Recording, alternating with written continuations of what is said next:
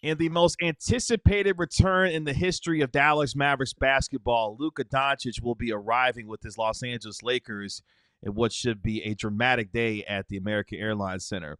Kevin Gray, along with Tim Legler of ESPN, and of course, co-host of the All NBA podcast and the All City Network, as we get you ready for the Mavericks hosting the Los Angeles Lakers as we count down the final few days of the regular season and what has been a dramatic season already, Tim, but at the same time, it could get that much more going forward here when the Mavericks host the Lakers on Wednesday. How we feeling? I'm feeling good, man. I'm just like everybody else, heavily anticipating that game Wednesday night because this is the one. Like of all of these returns, I mean, LeBron going back to Cleveland when he left and went to go to Miami, like that was, especially, what the reaction so different than it is in this case because LeBron chose it as a free agent. And so they're burning his jerseys in the street and like the whole thing. Like, so that had a different type of element to it. The return that was heavily anticipated. This one though is really unique, and because the fan base is like fully supportive of Luka, the guy that they traded away. So I don't know exactly what we're going to get. I know this: Luka needs to get himself into a better rhythm than he's in, I think, right now, heading into that game because he didn't play very well last night. But yeah, man, that's the one we circled as soon as the trade went down. Within minutes, I was looking at my calendar to find out if they had another game left and like where that would be and whatnot. And fortunately, can't time it out any better. A meaningful game for both teams, by the way.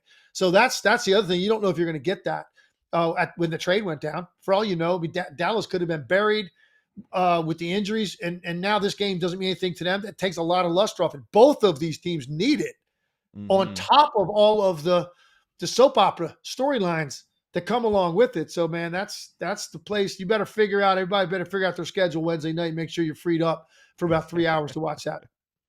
I mean, you started to touch on it. Things are extremely tight in the Western Conference. I mean, seeds 3 through 8 are separated by just, 2, 3 games. Seeds 9 through 11 separated by, just a couple of games themselves between the Mavericks, the Kings, and the Suns. And you mentioned, the fact that the Mavericks played Los Angeles already once. That was way back on February the 25th, which was a game where Luka Doncic had a triple-double in a win for the Lakers that night, 107-99. But at the same time, there's a lot riding on these games as we are in the final few days of the regular season and what it means for both of these teams.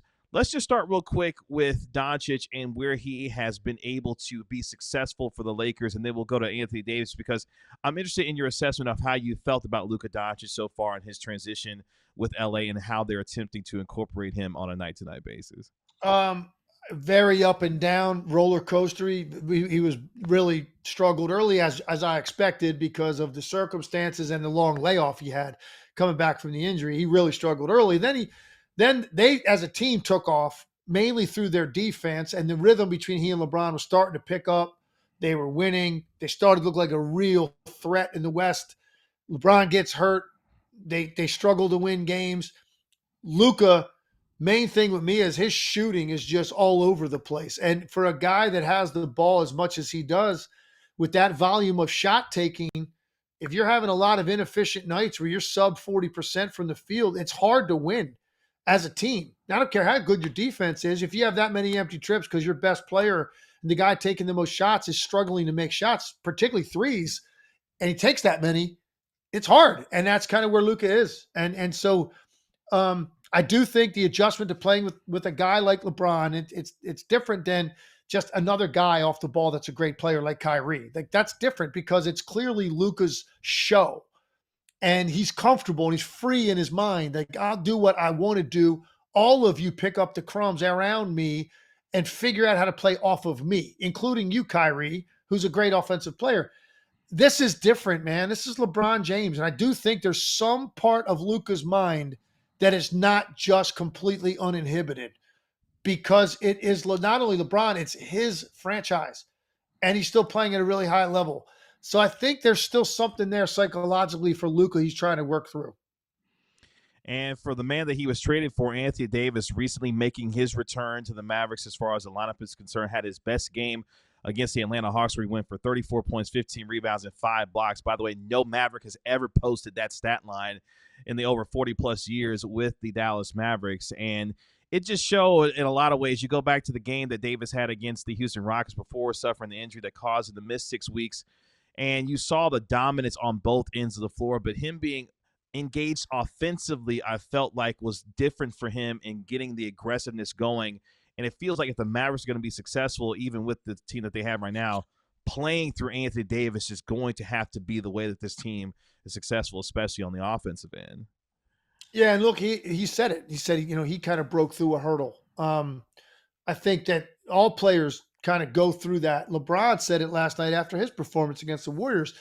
It was the first time since he came back from the groin injury that he just felt like he could just go and not think about, in some ways inhibiting his movements because he doesn't want to get hurt. I think it takes time for players. I think you saw that in Anthony Davis in the Atlanta game. You saw it clearly in the first half he played against Houston when you first got him. The other games in between, it was sort of a combination of being a little bit reserved to not really being sharp. It was somewhere in there, and then he put it all together against Atlanta. And look, man, there's no denying what kind of player this guy is. I mean, he's one of the toughest covers in the league because of his versatility and size.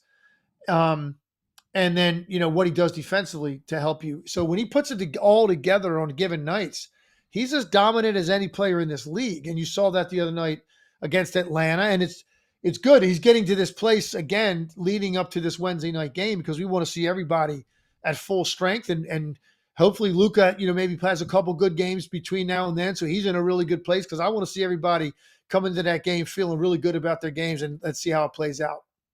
And for folks who are watching this, you will see this by the time the Mavericks will have played a couple of games against the Los Angeles Clippers before that Wednesday night showdown, where the Mavericks will have a few days off before they welcome in Luka and the Lakers. And, turning to that day, because since February 1st at 11:12 p.m. Central Standard Time, it has been extremely volatile when it comes to this fan base, whether it be their feelings about the trade, not just with Luka being moved to Los Angeles, but the compensation coming back in the form of Anthony Davis and maybe not getting as much as they felt that they could have given the player that they traded away. What has been kind of your overall thoughts over the last now 6, 7, 8 weeks about the trade in and of itself, and how both teams have managed this trade given the conversation around it? Well, the first thing is just obviously for Dallas, it's unfortunate that we don't really know how this would have panned out this year because of AD gets hurt and then Kyrie gets hurt right after that. They're not going to see Kyrie again. AD at least is back, which surprised me. I thought once Kyrie went down, I thought AD was going to shut it down for the year. So I'll give him credit. He wanted to come back and play. So we don't really know exactly what their ceiling would have been this season after the trade. But I think for me, the thing that still kind of stands out to me when I watch the Lakers play, I still kind of go, I still can't believe they have him. They got Luka Doncic, man. They got a dude who's 25 years old. That's a 5-time first-team All-NBA player. And he's going to probably, unless he opts out and something crazy changes in LA, he might be their focal point player for the next decade. And that just doesn't happen in this league. It just doesn't happen where guys are made available of that caliber at that age. So I think I'm still kind of in that mode when I watch him. It's still kind of looks weird to me to see him in a Lakers uniform, and hard to believe when he's out there and connecting with LeBron. It's like, man, and the Mavericks facilitated it. It's kind of bizarre, honestly, to me still. But again, look, AD's a great player, and maybe the upside for Dallas is going to be next year. Probably see it more whenever Kyrie comes back. It could be longer than that, but it's a shame because we're not going to know fully how to compare it, But so for me, it's just I've been focused on Luka, the Luka portion of the trade the entire time, and just surprised that a guy of that caliber could be on a different team at this stage of his career. Our guy Mark Stein would agree with you. The fact that he sees 77 in a Laker uniform is still rather jarring when folks are watching these games, seeing him play alongside LeBron James, Austin Reeves, and company when it comes to the Lakers. On that day, so it's interesting because a little history will be happening on that day on April the 9th when Luka Doncic returns. In fact, that'll be 6 years to the day that Dirk Nowitzki played his final game in a Dallas Mavericks uniform at the American Airlines Center in Dallas. So we know the connection between Luka and Dirk and how much they are tied together forever in terms of Dallas Mavericks history. What are you expecting that day on the floor when Luka sees Anthony Davis, Daniel Gafford, Derek Lively II, who recently made his return? And we know the way that Luka Doncic likes to comport himself on the floor. What are you anticipating when you see him go against the Mavericks? Well, I think for me, it's going to be a typical Luka night in the first couple minutes in this regard. I've made this joke a lot. I'll use it again here. He's the only guy I've ever seen that does a heat check the first trip up the floor. That's kind of what Luka does every night, and he's done it since the day he got into this league. He comes down, he tests the waters for himself first. At some point, he'll take a pull up three early in the game, and he might downplay it verbally, everything he says about that night leading up to it, which that's what athletes do, right? And in some cases, it's not true because there's too much has happened. Dudes want to go in there and they want to mark their territory, man, and they want to leave there with a win and big numbers. They want both, but they don't ever say that. And Luka probably won't say anything like that either. He won't say anything inflammatory. I don't think anybody on the Mavericks that is going to have to guard him is going to say anything inflammatory. Not going to poke that bear leading up to it. Like, yeah, we got something for him when he comes in here. Like, I don't think you're going to hear that either. They're going to downplay it. But I think internally, Luka, he's going to come out, be aggressive early like he always is. But if he hits a couple early, it could set the tone for what he's going to want to do to those guys. And there's no doubt at some point he's going to get that early switch with AD on him. And the place is going to build to a crescendo, man, right? You're going to be watching this, Yeah. and he's going to try to go one-on-one against Anthony Davis. And, if he hits the shot, turn to the crowd like, hey, this is what they wanted to do here, right? This is what you wanted. And if he misses, I don't think it'll phase him. He'll do it the next trip. So I think it will mean a lot to him. I think he does want to have a monster performance, clearly in a win, because the games are too important right now for both teams. Particularly with Golden State now potentially could end up the 3 seed, with the Lakers falling to 5 maybe, and they were 2. So like they're sliding a little bit. So the game is most important, but there's no doubt Luka wants to leave everybody with a lasting memory of what he is capable of in that building. Yeah, it should be an emotional night with the game being at 6:30. There'll be a lot of pent up emotion going into the game. Over 20,000 folks mostly will be cheering Luka, and that's kind of the part that's going to be weirded out because I'll be at the game and thinking about the Mavericks, fans, I'm sure wanting them to win, but in some ways, if Luka had a big, massive night and the Lakers won, I don't know how many Mavericks fans would be too broken up about it, given how they feel about Luka Doncic and being fans of his. It's going to be strange because there's a very good chance there's going to be a pretty raucous response if he makes shots. Sure. And you're not used to that. You're not used to that as a a home team player.